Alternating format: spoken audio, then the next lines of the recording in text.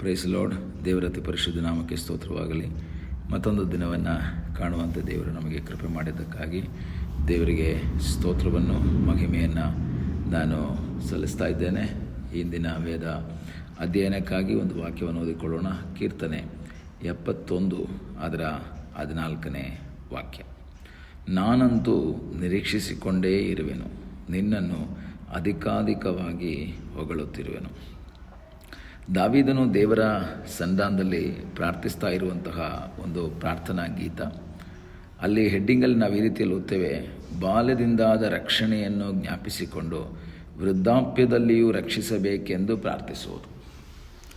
ಬಾಲ್ಯದಿಂದ ತನ್ನನ್ನು ನಡೆಸಿದ, ತನ್ನನ್ನು ಆಶೀರ್ವದಿಸಿದ ಅಥವಾ ತನ್ನ ಜೀವಿತವನ್ನು ಆಶೀರ್ವಾದಕರವಾಗಿ ಮಾರ್ಪಡಿಸಿದಂತಹ ದೇವರನ್ನು ನೆನೆಸಿಕೊಂಡು ಈಗ ವೃದ್ಧಾಪ್ಯಕ್ಕೆ ಬಂದಿರುವಂತಹ ದಾವೀದನು ದೇವರ ಸನ್ನಿಧಾನದಲ್ಲಿ ಪ್ರಾರ್ಥಿಸ್ತಾ ಇರುವಂಥ ಒಂದು ಪ್ರಾರ್ಥನಾ ಗೀತೆ, ನಾನಂತೂ ನಿರೀಕ್ಷಿಸಿಕೊಂಡೇ ಇರುವೆನು. ಕಾರಣ ವೃದ್ಧಾಪ್ಯ ಬಂದಾಗ ಅವನ ಜೀವಿತದಲ್ಲಿ ಒಂದು ಭಯ, ಎಲ್ಲಿ ದೇವರು ನನ್ನನ್ನು ಬಿಟ್ಬಿಡ್ತಾರಾ, ಬಲ ಕುಂದು ಹಾಕಿದಾಗ ದೇವರು ಬಿಟ್ಬಿಡ್ತಾರಾ ಅಂತ ಒಂದು ಯೋಚನೆ. ಏಕೆಂದರೆ ಅವನ ಜೀವಿತದಲ್ಲಿ ಒಂದು ಭಯ, ವೈರಿಗಳು ನನ್ನ ಹಿಡಿತಾರೆ. ಓಕೆ, ಯೌವನಸ್ಥನಾಗಿದ್ದಾಗ, ನಾನು ಆರೋಗ್ಯವುಳ್ಳವನಾಗಿದ್ದಾಗ ಯುದ್ಧ ಮಾಡಿದೆ, ನನಗೆ ದೇವ್ರ ಸಹಾಯ ಮಾಡಿದ್ರು. ಈಗ ಯುದ್ಧ ಮಾಡುವಷ್ಟು ಪವರ್ ನನ್ನಲ್ಲಿ ಇಲ್ಲ. ಅಲ್ಲಿ ಅದರ 9ನೇ ವಾಕ್ಯದಲ್ಲಿ ಅವನು ದೇವ್ರ ಹತ್ರ ರಿಕ್ವೆಸ್ಟ್ ಮಾಡ್ತಾನೆ, ವೃದ್ಧಾಪ್ಯದಲ್ಲಿ ನನ್ನನ್ನು ಧಿಕ್ಕರಿಸಬೇಡ, ನನ್ನ ಬಲವು ಕುಂದಿದಾಗ ಕೈ ಬಿಡಬೇಡ. ದೇವರು ವೃದ್ಧರಾಗಿದ್ದಾರೆ ಅಂತ ಹೇಳಿದ್ರೆ ಬಿಡಲ್ಲ, ಕೈ ಬಿಡಲ್ಲ. ಆದರೆ ಇಲ್ಲಿನ ಒಂದು ಲೋಕದ ರೀತಿಯಲ್ಲಿ ನೋಡಿದ್ರೆ ಏಜ್ ಆದವರನ್ನು ಮತ್ತೆ ತಗೊಳ್ಳಲ್ಲ. ನಮಗೆ ಗೊತ್ತು, 58-60 ವರ್ಷ ಆದಾಗ ಗೌರ್ಮೆಂಟು ಏನು ಮಾಡ್ತದೆ, ಅವ್ರನ್ನ ರಿಟೈರ್ ಮಾಡಿಬಿಡ್ತದೆ. ಕಾರಣ ಅವರಲ್ಲಿ ಬಲ ಕುಂದಿ ಹೋಯಿತು, ಕಣ್ಣಿನ ದೃಷ್ಟಿ ಕಡಿಮೆ ಆಗಿರ್ಬೋದು, ಕೇಳಿಸ್ಕೊಳ್ಳೋದು ಕಡಿಮೆ ಆಗಿರ್ಬೋದು, ಕೆಲಸ ಫಾಸ್ಟಾಗಿ ಯೌವನಸ್ಥರು ಮಾಡಿದಾಗ ರೀತಿಯಲ್ಲಿ ಮಾಡೋಕ್ಕಾಗಲ್ಲ. ಅವಾಗೇನು ಮಾಡ್ತಾರೆ, ಅವ್ರನ್ನ ರಿಟೈರ್ಮೆಂಟ್ ಏಜನ್ನು ಫಿಕ್ಸ್ ಮಾಡಿದೆ. ಅದರ ಅರ್ಥ ನೋ ಯೂಸ್ ಅಂತ. ಸೀನಿಯರ್ ಸಿಟಿಸನ್ ಅವರು ಆಗಲ್ಲ, ಇವಾಗ ಮುಂಚೆ ಥರ ಅವ್ರ ಕೈಲಿ ಮಾಡೋಕ್ಕಾಗಲ್ಲ ಅನ್ನೋದು. ಅವ್ರು ಏನು ಮಾಡ್ತಾರೆ, ಅದೇ ಥರ ಕೆಲವು ವಯಸ್ಸಾದವ್ರಿಗೆ ಏನು ಮಾಡ್ತೀವಿ ನಾವು, ನಿಮ್ಮಿಂದ ಏನೂ ಆಗಲ್ಲ. ಯೌವನಸ್ಥರು ದೊಡ್ಡ ಆಫೀಸ್ಗಳಲ್ಲಿ ಏನು ಮಾಡ್ತಾರೆ ಅಂದರೆ, ದೊಡ್ಡ ಕಂಪನಿಗಳಲ್ಲಿ ಏಜ್ ಆಗಿರೋರನ್ನು ತೆಗೆದುಹಾಕಿ ಅವರ ಭಾಗದಲ್ಲಿ 2 ಯೌವನಸ್ಥರನ್ನು ಹಾಕ್ಬಿಡ್ತಾರೆ, ಇಲ್ಲ ಒಬ್ಬರನ್ನ ಹಾಕ್ಬಿಡ್ತಾರೆ. ಅವರು ಇಬ್ಬರು ವಯಸ್ಸಾದವ್ರು ಮಾಡೋ ಕೆಲಸ ಒಬ್ಬ ಯೌವನಸ್ಥ ಮಾಡಿಬಿಡ್ತಾನೆ. ಆ ರೀತಿಯಲ್ಲಿ ಇರುವಂತಹ ಒಂದು ಸನ್ನಿವೇಶಗಳು ನಾವು ನೋಡ್ಬೋದು. ಆದರೆ ಇಲ್ಲಿ ದಾವೀದನು ದೇವರ ಸಲ ಹೇಳ್ತಾನೆ, ಸ್ವಾಮಿ, ನಾನು ವೃದ್ಧನಾಗ್ಬಿಟ್ಟಿದ್ದೇನೆ. ಬಾಲ್ಯದಲ್ಲಿದ್ದಾಗ, ಯೌವನಸ್ಥನಾಗಿದ್ದಾಗ, ಆರೋಗ್ಯವುಳ್ಳವನಾಗಿದ್ದಾಗ ನೀನು ನನ್ನ ಜೊತೆ ಇದ್ದೆ. ಆದರೆ ವಯಸ್ಸಾದಾಗ ನನ್ನನ್ನು ಧಿಕ್ಕರಿಸ್ಬೇಡ. ದೇವರು ಯಾವತ್ತೂ ಸಹ ದೇವರ ಸನ್ನಿಧಾನದಲ್ಲಿ ರಿಟೈರ್ಮೆಂಟ್ ಇಲ್ಲ.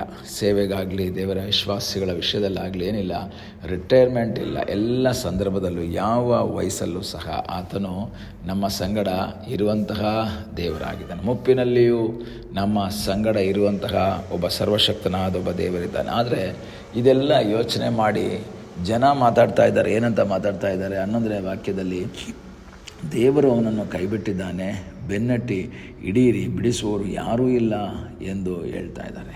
ಅವನ ಜೀವಿತದಲ್ಲಿ ಬಹಳ ಒಂದು ನಿರಾಶೆಯ ಮಾತುಗಳನ್ನು ಇತರರಿಂದ ಕೇಳ್ತಾ ಇದ್ದಾರೆ. ದೇವರವನ್ನು ಕೈ ಬಿಟ್ಟಿದ್ದಾರೆ, ಅದರಿಂದ ಹಿಡಿಯೋಣ, ಬನ್ನಿರಿ, ಅವನನ್ನು ಸಾಯಿಸೋಣ, ಅವನಿಗೆ ಹಿಂಸೆ ಕೊಡೋಣ.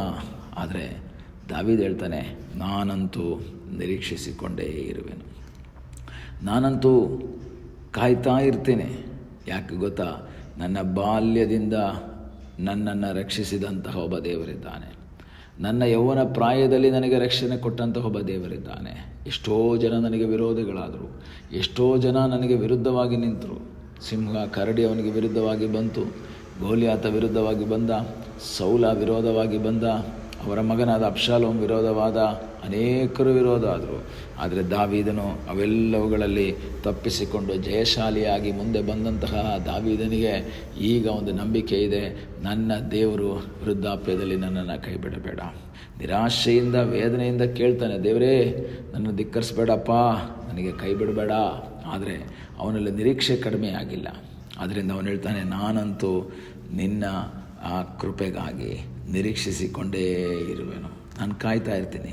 ಈ ದಿವಸ ನನ್ನ ವಾಕ್ಯವನ್ನು ಕೇಳುವಂಥ ಪ್ರಿಯ ದೇವರ ಮಕ್ಕಳೇ, ಸನ್ನಿವೇಶಗಳು ಅನುಕೂಲವಾಗಿದ್ದಂಥ ಸಂದರ್ಭದಲ್ಲಿ ಮಾತ್ರವಲ್ಲ ಅದು ನಮ್ಮ ಸಂಗಡ ಇರೋದು. ಸನ್ನಿವೇಶಗಳು ಪ್ರತಿಕೂಲವಾಗಿರುವಾಗಲೂ ಯಾರೆಲ್ಲ ನಮಗೆ ವಿರುದ್ಧವಾಗಿದ್ದರೂ ಸಹ ನಮಗೆ ಸಹಾಯ ಮಾಡುವಂಥ ಒಬ್ಬ ದೇವರಿದ್ದಾನೆ. ನಮ್ಮ ಜೊತೆ ಇರುವಂಥ ಒಬ್ಬ ದೇವರಿದ್ದಾನೆ. ನಮ್ಮ ನಿರೀಕ್ಷೆ ಕುಂದಿ ಹೋಗಬಾರ್ದು. ನಮ್ಮ ನಿರೀಕ್ಷೆ ದೇವರಿಂದ ದೂರ ಆಗಬಾರ್ದು. ನಮ್ಮ ನಿರೀಕ್ಷೆ ದೇವರು ಮಾತ್ರನೇ. ನಾವು ದೇವರನ್ನು ನಿರೀಕ್ಷಿಸುವಾಗ, ದೇವರ ವಾಕ್ಯ ಅಬ್ರಹಾಮನ ಕುರಿತಾಗಿ ನಾವು ರೋಮದಲ್ಲಿ ಓದ್ತೇವೆ, ನಿರೀಕ್ಷೆಗೆ ಆಸ್ಪದವಿಲ್ಲದಿರುವಾಗಲೂ ನಿರೀಕ್ಷಿಸಿ ನಂಬಿದಂತಹ ಅಬ್ರಹಾಮನಿಗಾಗಿ ಅದ್ಭುತವನ್ನು ಮಾಡಿದಂತಹ ಒಬ್ಬ ದೇವರು ನಮ್ಮ ದೇವರು.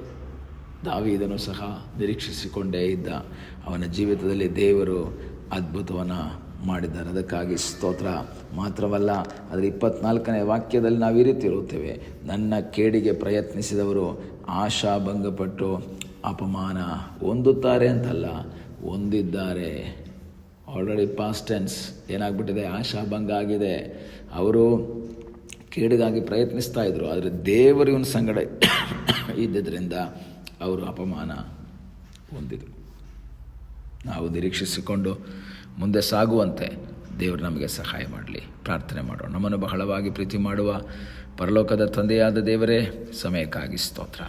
ಅಪ್ಪ, ಸನ್ನಿವೇಶಗಳು ಪ್ರತಿಕೂಲವಾಗುವಾಗಲೂ, ಎಲ್ಲರೂ ನಮ್ಮನ್ನು ಕೈಬಿಟ್ಟಿದ್ದಾರೆ, ಕೇಡುಗಳನ್ನು ಮಾಡ್ತಾ ಇದ್ದಾರೆ ಅಂತ ಅನ್ನಿಸುವಾಗಲೂ ನಿನ್ನ ಮೇಲಿರುವಂಥ ನಿರೀಕ್ಷೆಯನ್ನು ಕೈಬಿಡದೆ ನಿನ್ನಲ್ಲಿ ಆಶ್ರಯಿಸಿ, ನಿನ್ನ ಚಿತ್ತಕ್ಕೆ ವಿಧೇಯರಾಗಿ ನಿನ್ನ ಇಷ್ಟವನ್ನು ಮಾಡುತ್ತಾ ಮುಂದೆ ಸಾಗುವಂತೆ ಕರ್ತನೆ ನೀ ನಮಗೆ ಕೃಪೆ ಮಾಡು ಎಂಬುದಾಗಿ ನಾವು ಪ್ರಾರ್ಥಿಸ್ತೇವೆ. ತಡೆಗಳನ್ನೆಲ್ಲ ನೀಗಿಸುವಂತಹ ಸರ್ವಶಕ್ತನಾದ ದೇವರು ನಿನ್ನಾಗಿರುವುದಕ್ಕಾಗಿ ಸ್ತೋತ್ರ. ಪ್ರಾರ್ಥನೆಯನ್ನು ಕೇಳಿದ್ದಕ್ಕಾಗಿ ಸ್ತೋತ್ರ. ಯೇಸುವಿನ ಮುದ್ದಾದ ಹೆಸರಿನಲ್ಲಿ ಬೇಡಿಕೊಳ್ಳುತ್ತೇವೆ ನಮ್ಮ ಪ್ರೀತಿಯ ತಂದೆಯೇ. ಆಮೇನ್. God bless you.